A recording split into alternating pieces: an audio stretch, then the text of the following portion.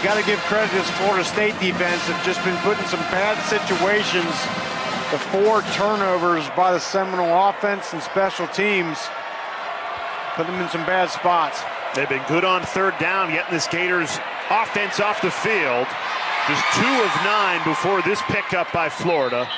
Lagway had plenty of time in the pocket, found fellow freshman Tank Hawkins to move the chains.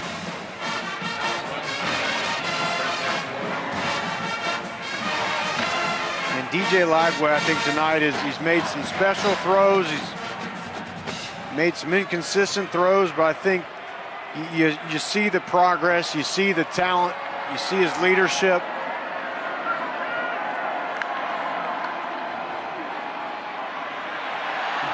Nice hole opens up there. Jacoby Jackson runs through it.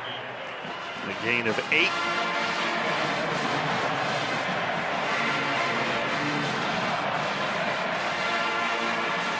There's no better friend to a quarterback, a developing young quarterback, than a great run game. Jacoby Jackson tonight, 9 rushes, 45 yards. They go right back to Jackson. So Florida's certainly not as sharp tonight as they have been the last 2 weeks when they've knocked off ranked opponents. Let's take a look at this week's college football playoff rankings brought to you by Capital One. Ole Miss fell out of the top 12 because of that loss to Florida. Clemson with the loss to South Carolina, they'll be falling out. I guess the big question is, how far does the committee drop Miami after the number 6 Hurricanes lose to Syracuse? Where does Notre Dame go to after a big win at USC? Look at this. Big hole opens up. Montrell Johnson is gone. Touchdown, Florida. 65-yard scamper for Montrell Johnson Jr.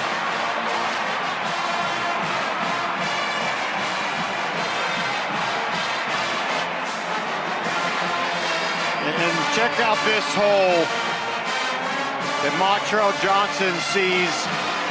And this Florida offensive line just been hammering away at this FSU defense. Look, that's right up the pipe, right in the A-gap. You get Aiden Mizell, the wide receiver, with a nice block downfield. You feel like it was just a matter of time. This Florida State defensive front was doing a good job all night, but sooner or later, they just start to break away from. Florida State had hung tough defensively before a 65-yard touchdown for Montrell Johnson Jr. The Gators go 93 yards in 6 plays, and they have blown this game open 24-3.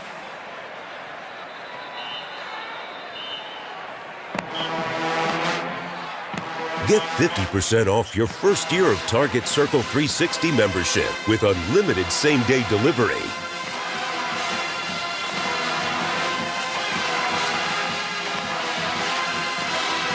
When you look at the stat sheet, Rocky, it tells a story.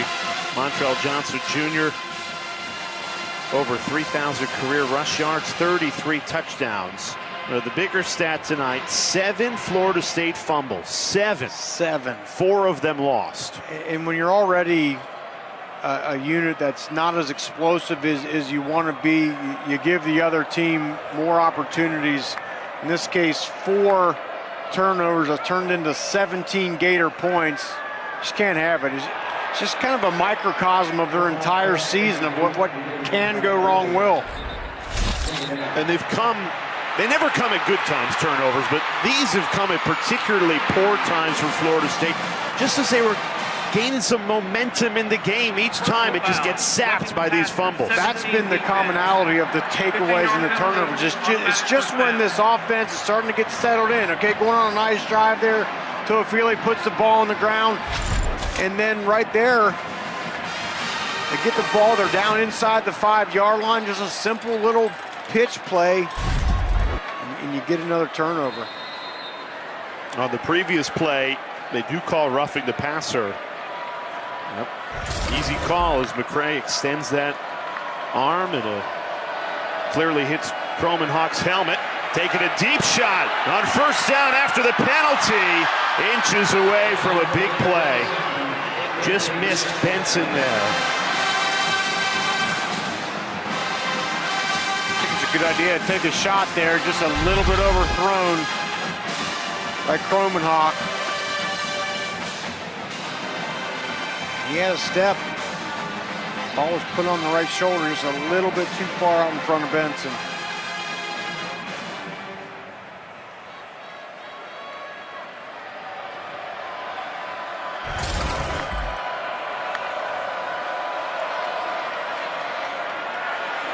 Kromenhoek in trouble again, checks it down.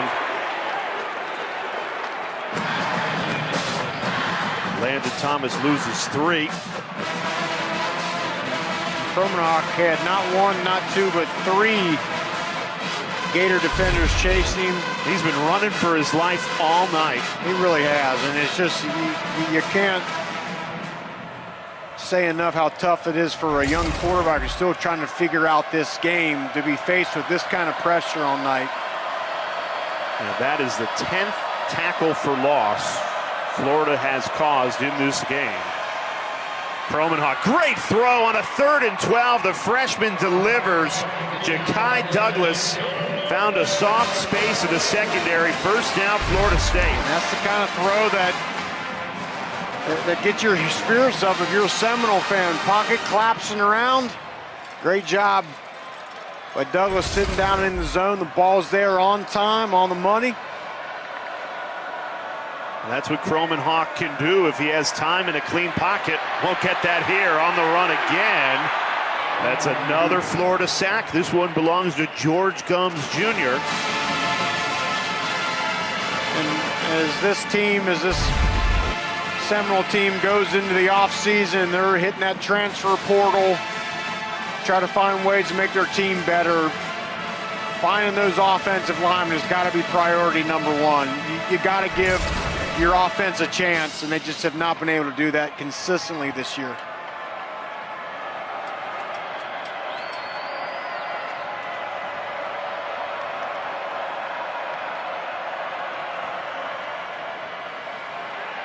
Roydell Williams, flag comes in. As it stands, another tackle for loss. George Gumbs has been a monster on this possession for Florida.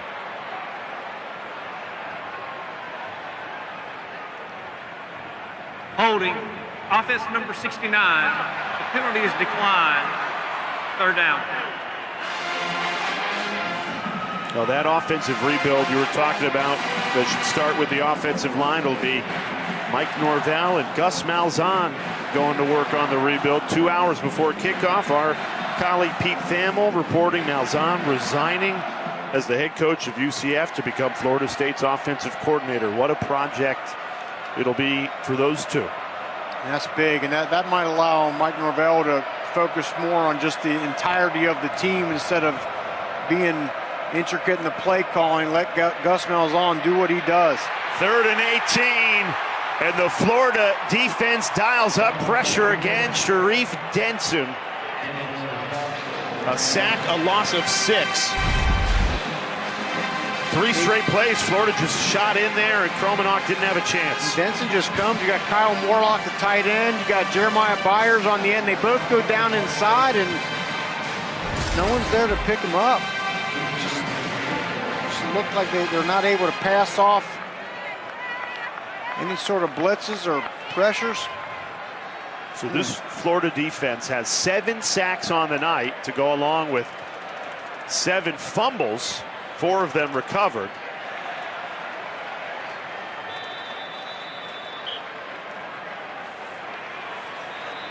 Gators with a 3-touch to learn more.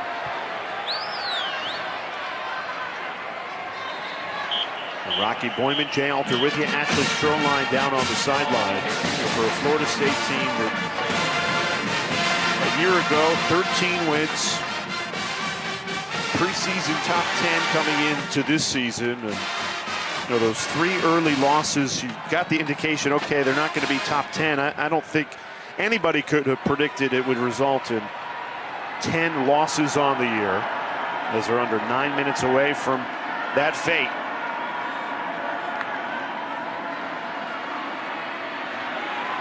The defense continues to fight.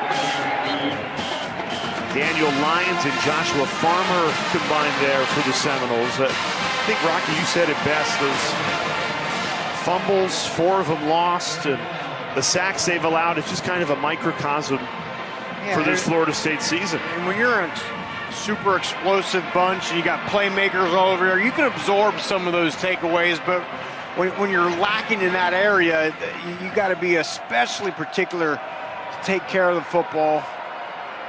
It just hasn't happened for Florida State tonight. A 3rd and 11 for Lagway, who finds Marcus Burke.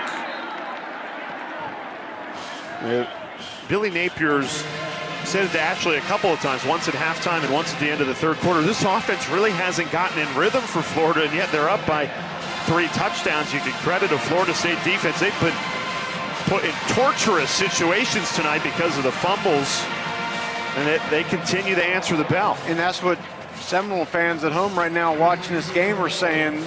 You know, you take away, you get half of those turnovers, you're kind of in this. Kevin, so we could have 4 power conference champions win a conference that they weren't playing in a year ago.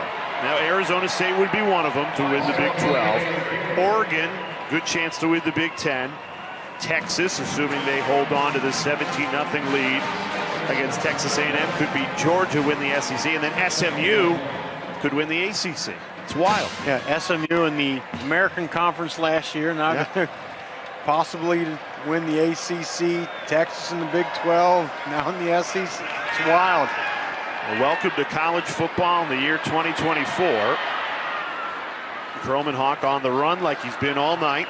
It's been a year, Jay, for a variety of reasons. There's just really not any dominant team. You know, maybe you could say Oregon's been that team, but in years past, there's usually about 3 teams that are just head and shoulders above everyone else. Hasn't been the case, but the parity has been fantastic if you're a college football fan. And with 12 teams getting in this year, there's just so much uncertainty surrounding who those teams are going to be. Obviously, the 5 highest ranked conference champions getting that auto berth. You'll have a pretty good idea a week from now who those teams would be.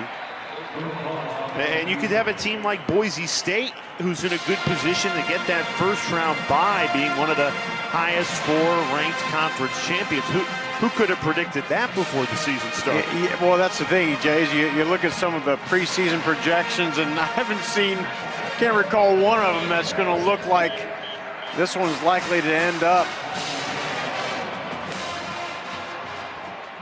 Again, that's part of the fun. It's why you enjoy watching these games, watching your favorite team from week to week. Croman-Hawk escapes left. He's taken down behind the line once again.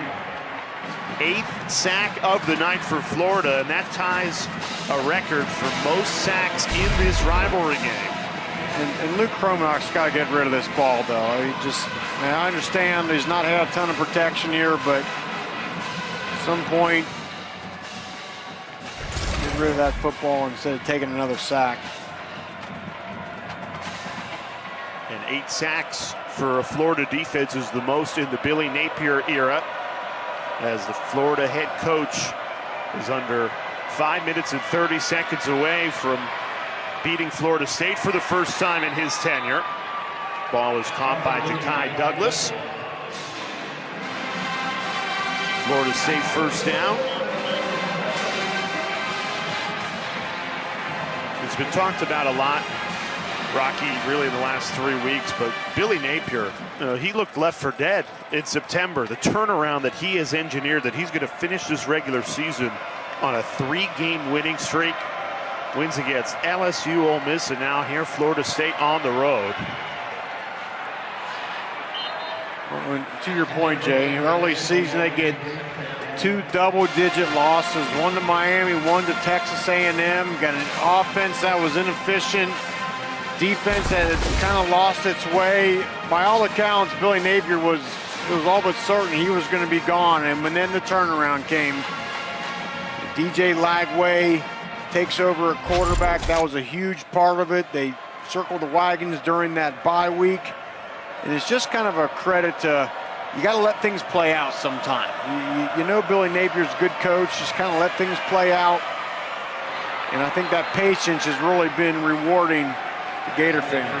Dude, speaking with Shamar James, junior linebacker for Billy Napier, he said there was a ton of fight in the locker room. They heard the outside noise that Coach Napier was in trouble, and they rallied behind their head coach. They fought for him, was the words James used, and resulted into wins on the football field. And I think the exclamation mark has been the last 3 weeks.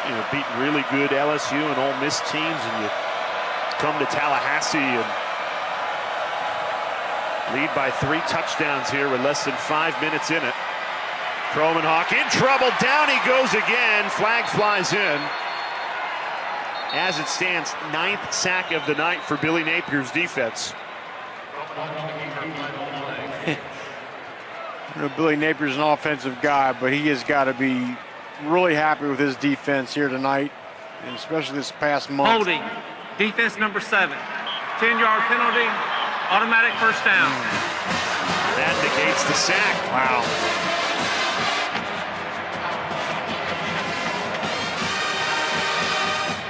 Yeah, but that's one thing about, you talk to folks around this Gator program, and at no time did Billy Napier lose this locker room. At no time did you see or get the feel that his team wasn't playing hard for him or they had kind of shut it down. Wasn't the case at all. They had to kind of find out a lot about themselves, find their identity, and they found it at the right time. Kromenhoek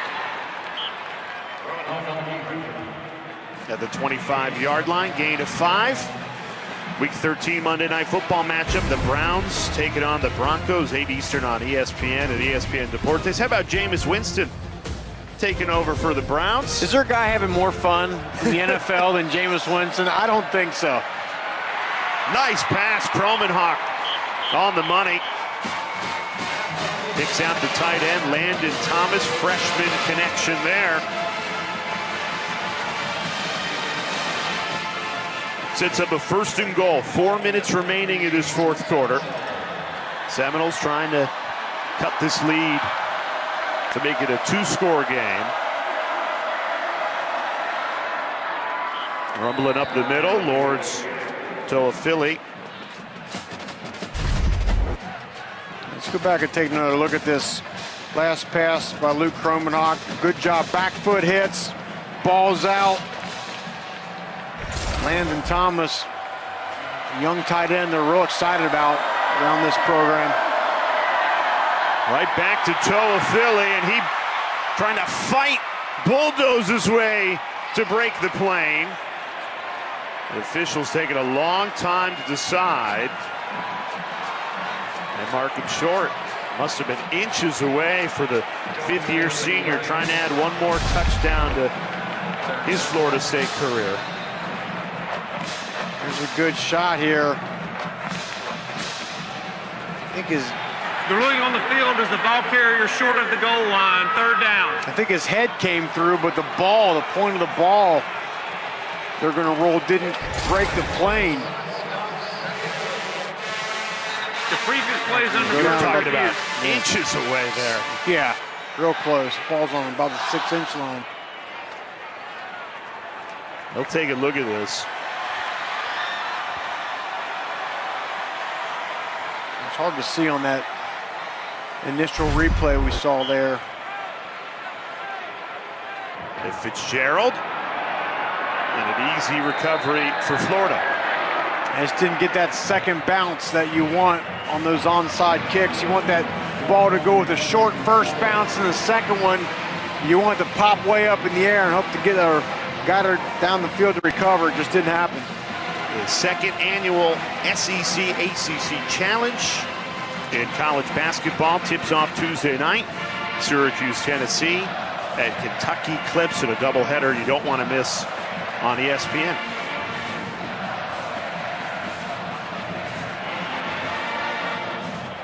Illinois rivalry week can bring you a couple SEC ACC Challenge games on the football field. How about Georgia Tech giving Georgia everything they could muster last night. It was incredible. 8 overtimes. I think that's a game folks are going to remember for a long, long time. A big hole opens up here. Running right through it. Jaden Baugh, your freshman, has had limited carries. It's only his 8th of the night, but he takes it for a gain of 27. This Florida State defense is, you can tell, they're just worn down at this point in the game.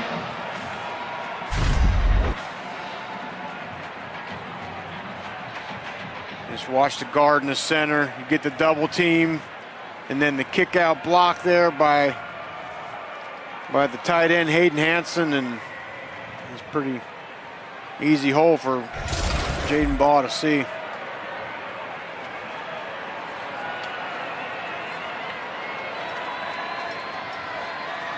Right back to Baugh, breaks a tackle, cuts at the 15, down just shy of the 10. Another first down run for Jaden Baugh.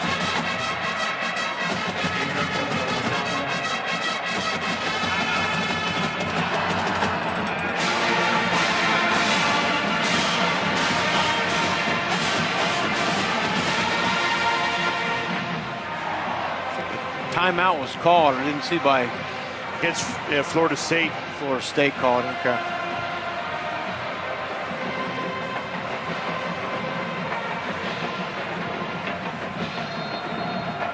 .220 left remaining in this one. Florida on their way to a 3rd straight win. They'll have a chance to win a 7th game of the year at their bowl game. And for DJ Lagway, maybe not as explosive of a night, certainly as he had last week in that great win against Ole Miss, but he made some good throws, some special throws when he had to. 13 of 21, 125. Did have the interception that we talked about earlier. I'm not sure was his fault.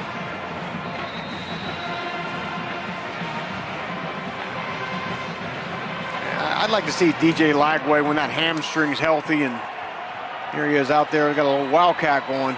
Yeah, lined up as a wide receiver. And a direct snap. Baugh, 3rd straight carry. Mike Norvell uses his 2nd timeout.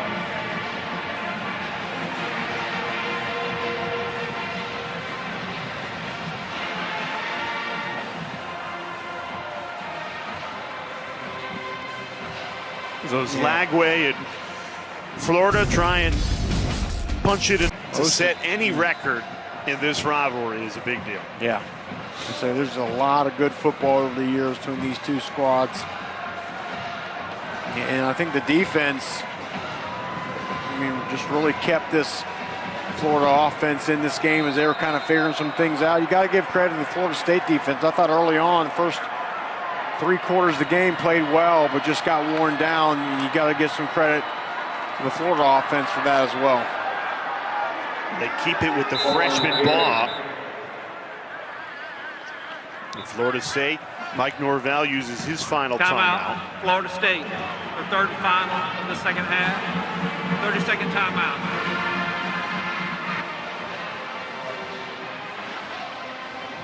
A 3rd and goal upcoming.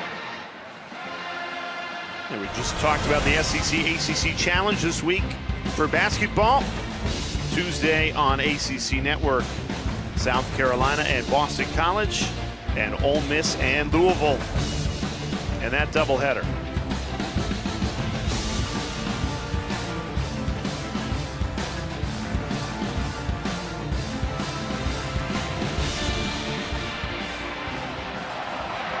Mike Norvell told us when we met with him yesterday, challenging season to say the least, but he expects the comeback to be quick.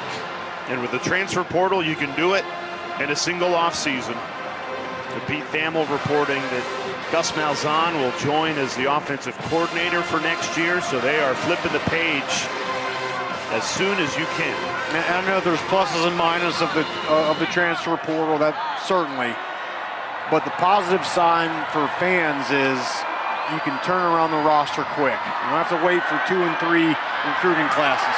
And Lagway tosses it for another Florida touchdown. Tony Livingston.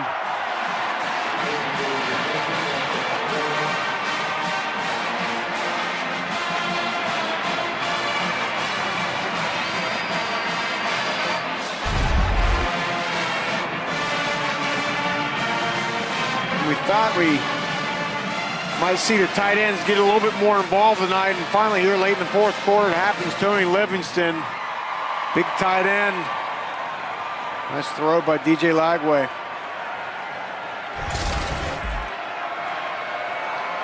That touchdown certainly significant to some. And Lagway,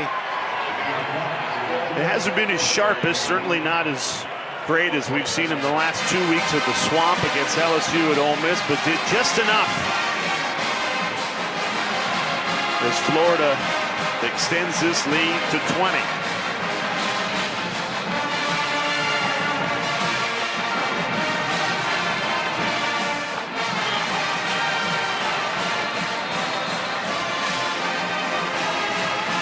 And Florida 2 minutes away from going to 7-5, a chance to win an 8th game at a bowl.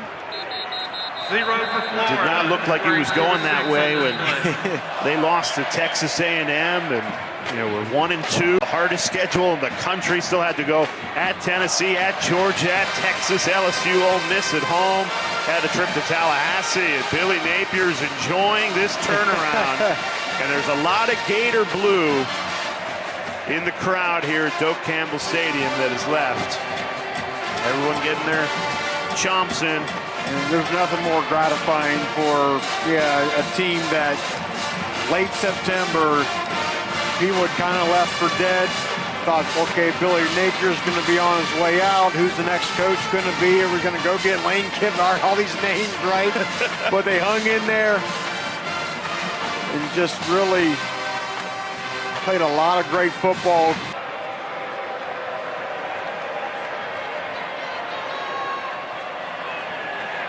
Both of these programs believe they can get back to those top 10 battles, obviously unranked for just the 4th time in the last 38 years. How about Tennessee State making it into the FCS playoffs? Their head coach, Eddie George, Heisman Trophy winner, and then a prolific career at the NFL with the Titans. He was your teammate in Tennessee for a couple of years, Rocky. There's another fumble. Wow. Just the 5th lost fumble of the night, 8th fumble of the game for Florida State. Wow.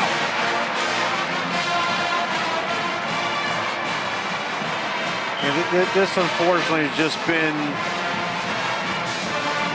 the sort of ending that this season kind of deserves for Florida State. It's just unfortunate how it's worked out. And the turnovers, especially tonight, have just absolutely killed this team. When's the last time you saw 8 fumbles in a game? I cannot recall. 5 of them lost, which is the most Florida State has lost in a game since 2015. And of all the things that go into the quarterback position, Luke Kromenhoek, and he'll get an opportunity next year to be the leader of this team. And above all the things that go into playing the quarterback position, taking care of the football is priority number 1. And if nothing else, he'll learn that tonight. They'll finish the season with a turnover margin of -16.